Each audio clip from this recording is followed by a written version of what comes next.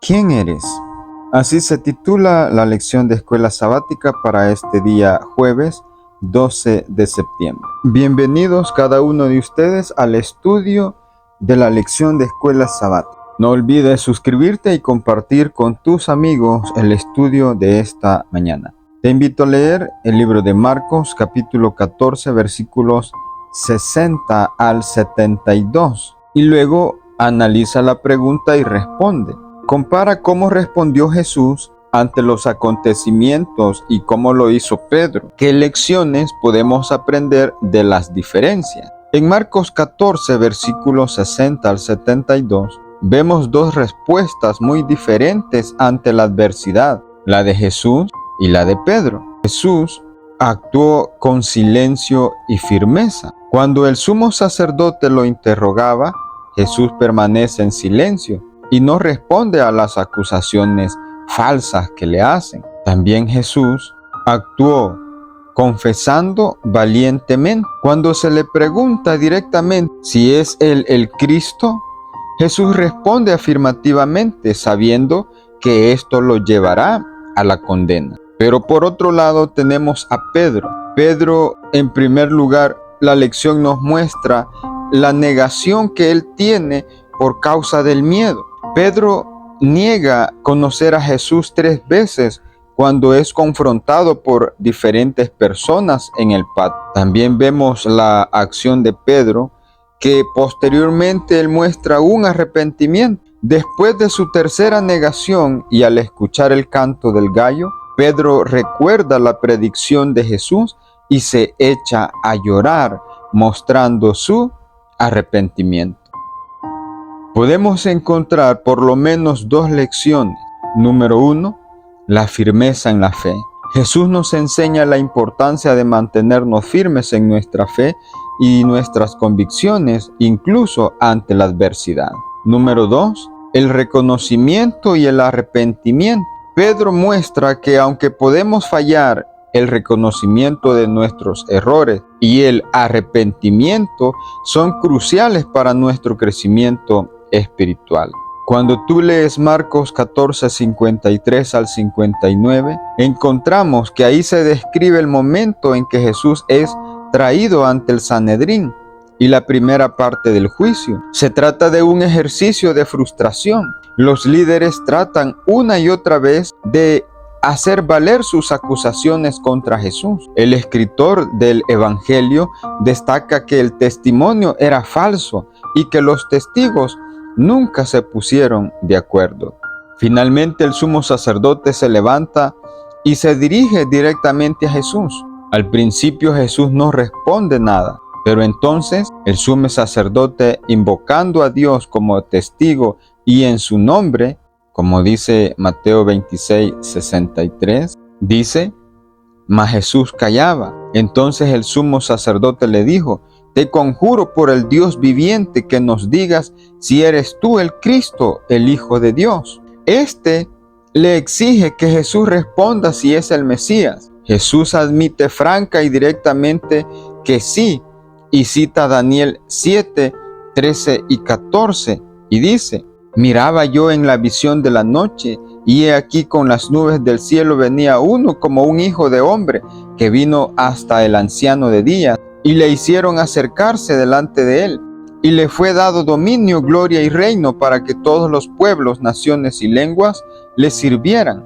Su dominio es dominio eterno que nunca pasará, y su reino uno que no será destruido. Jesús admite franca y directamente la pregunta y da su respuesta, que describe al Hijo del Hombre sentado a la diestra de Dios y viniendo en las nubes de los cielos, como lo menciona Daniel capítulo 7. Esto es demasiado para el sumo sacerdote, quien rasga sus vestiduras y pide que Jesús sea condenado, lo que es concedido inmediatamente por el concilio.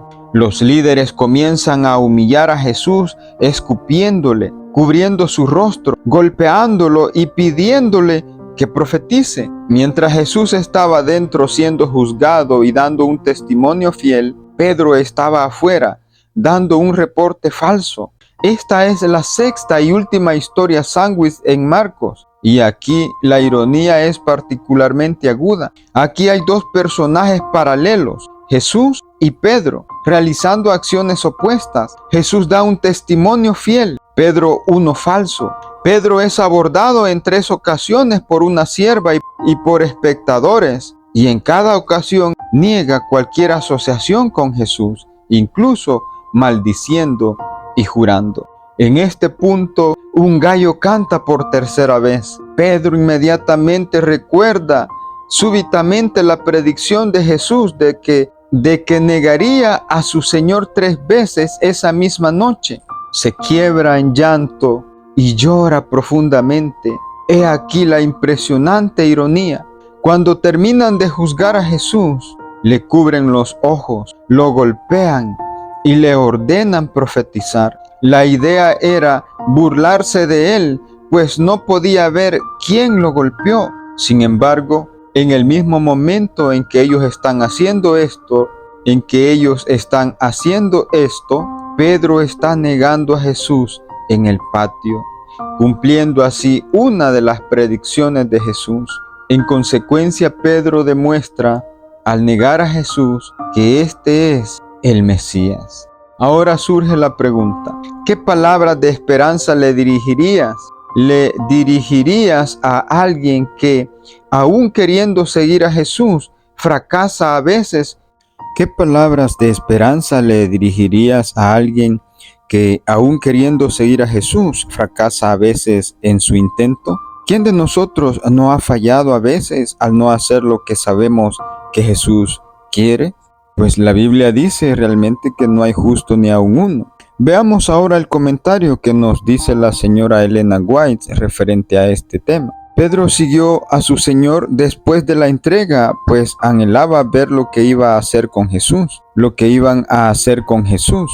Pero cuando lo acusaron de ser uno de sus discípulos, temió por su vida y declaró que no conocía al hombre. Se distinguían los discípulos de Jesús por la honestidad de su lenguaje. Y para convencer a sus acusadores de que no era discípulo de Cristo, Pedro negó la tercera vez, lanzando imprecaciones y juramentos. Jesús, que estaba a alguna distancia de Pedro, le dirigió una mirada triste de reconvención. Entonces el discípulo se acordó de las palabras que le había dirigido Jesús en el cenáculo y también recordó que él había contestado diciendo: aunque todos se escandalicen de ti, yo nunca me escandalizaré. Pedro acababa de negar a su Señor con imprecaciones y juramentos, pero aquella mirada de Jesús conmovió su corazón y lo salvó. Con amargas lágrimas se arrepintió de su grave pecado, se convirtió y estuvo entonces preparado para confirmar a sus hermanos. Lo dice Primeros Escritos, páginas 169 y 170. Jesús se mantenía manso y humilde ante la enfurecida multitud que tan vilmente lo maltrataba. Le escupían el rostro, aquel rostro del que algún día querrán ocultarse y que ha de iluminar la ciudad de Dios con mayor refulgencia que el sol. Cristo no echó sobre sus verdugos una mirada de cólera. Cubriéndole la cabeza con una vestidura vieja, le vendaron los ojos y abofeteándole exclamaban: profetiza, ¿quién es el que te golpeó? Los ángeles se conmovieron, hubieran libertado a Jesús en un momento, pero sus dirigentes los retuvieron. Lo dice Primeros Escritos, página 170. Pedro negó a su Señor en la hora de la prueba, pero Jesús no dejó a su pobre discípulo.